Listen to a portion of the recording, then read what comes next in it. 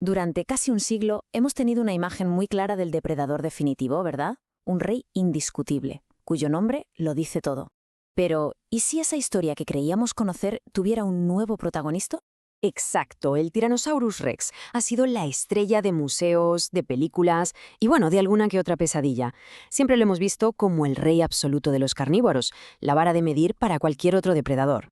Pues bien, en 1993, allá en un rincón perdido de Argentina, un descubrimiento totalmente inesperado iba a poner en jaque ese reinado.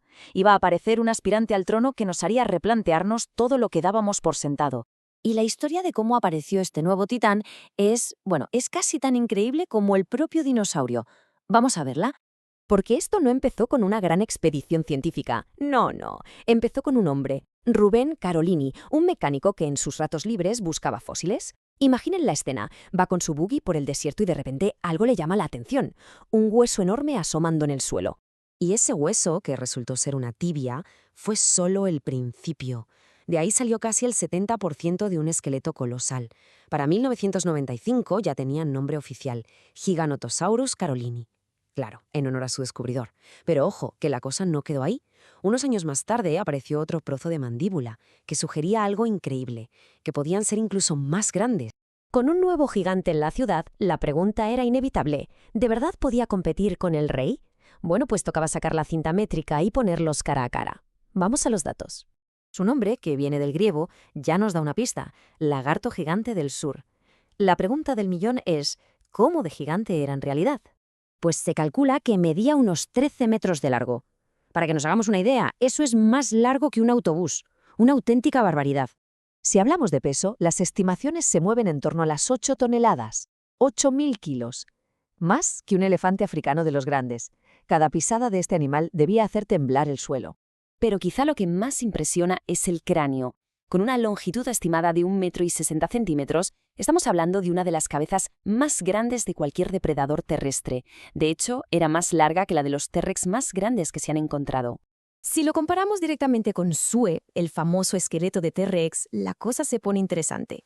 Fijaos, el Giganotosaurus tiene el fémur y el cráneo más largos. Pero por otro lado, el T-Rex parece que era más corpulento o más pesado. Así que uno era más largo, el otro más robusto. El debate sobre quién es más grande de repente ya no era tan sencillo. Y para liar más la cosa, acordaos de ese segundo trozo de mandíbula. Era un 8% más grande que la del esqueleto original. Esto nos dice que el individuo que conocemos quizá no era el más grande de su especie. A lo mejor los verdaderos gigantes todavía están por ahí, esperando a ser encontrados. Pero a ver, que el tamaño no lo es todo, ¿no? La verdadera diferencia entre estos dos colosos no estaba en los metros o en los kilos, sino en su forma de matar. Eran dos filosofías de caza totalmente opuestas. El arma principal del Giganotosaurus eran sus dientes. Y no eran como los del T-Rex, que eran como plátanos gruesos para aplastar.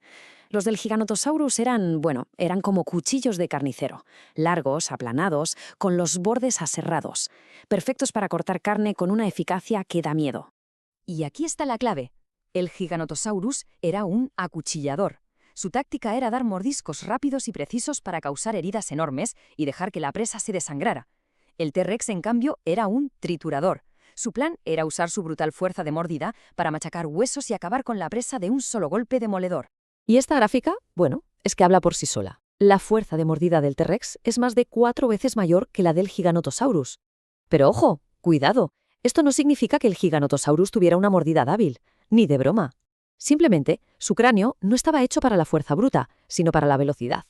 Y es que toda su anatomía estaba diseñada para esa estrategia.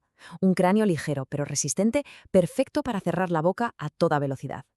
Y además, los estudios de su cerebro nos dicen que tenía un olfato potentísimo, incluso mejor que el del T-Rex. Seguramente era su principal herramienta para encontrar presas en su enorme territorio. Vale, pero ¿por qué esa evolución? Un depredador tan especializado no aparece de la nada. Para entender de verdad al Giganotosaurus, tenemos que irnos a su mundo, que era literalmente una tierra de gigantes. Hay una regla no escrita en paleontología. Si quieres entender al cazador, primero tienes que mirar a la presa. Y las presas del Giganotosaurus eran de una escala que cuesta hasta imaginar. Su menú estaba compuesto por algunos de los animales más grandes que han pisado la Tierra. Saurópodos titánicos como el Andesaurus, el Limaisaurus y muy posiblemente el colosal Argentinosaurus. Estamos hablando de animales que pesaban 50, 60 toneladas o incluso más. Claro, aquí surge una pregunta bastante obvia. ¿Cómo es posible que un depredador de 8 toneladas cace él solo a un bicho que pesa 10 veces más? Parece una misión suicida, ¿verdad? Pues la respuesta podría ser no cacer en solitario. La pista más importante viene de un pariente suyo muy cercano, el Mapusaurus. Se encontró un yacimiento con los restos de varios de ellos, de distintas edades, que murieron todos juntos. Esto apunta a un comportamiento social, a que quizás estos gigantes cazaban en manada. Y claro, una manada de Giganotosaurus atacando a la vez, con esas fauces llenas de cuchillas, sí que podía derribar hasta al saurópodo más grande. Así que al final, la historia del Giganotosaurus va mucho más allá de una simple competición de tamaño. Su descubrimiento nos obligó a ver las cosas de otra manera. Nos enseñó que no había una única forma de ser el superdepredador, sino que había distintos caminos, distintas armas y distintas estrategias para llegar a lo más alto. Y esto nos deja con una reflexión final que a mí me parece fascinante. El Giganotosaurus, uno de los depredadores terrestres más grandes de la historia, era un completo desconocido hasta hace nada.